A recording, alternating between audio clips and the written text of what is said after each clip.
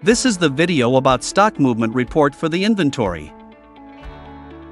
But before that, don't forget to like, subscribe, and turn on the notification bell. First, click on the Inventory tab.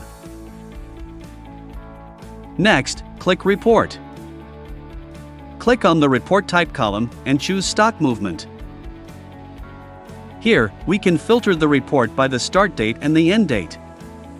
Bear in mind that the range of dates shall not exceed 100 days.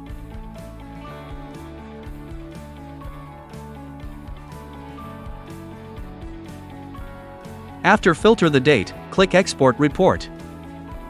Wait for the report link status to turn from pending to ready.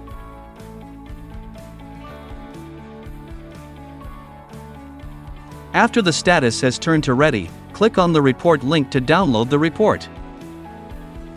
The report will then be downloaded in Excel form. This is the view of the stock movement report in Excel form.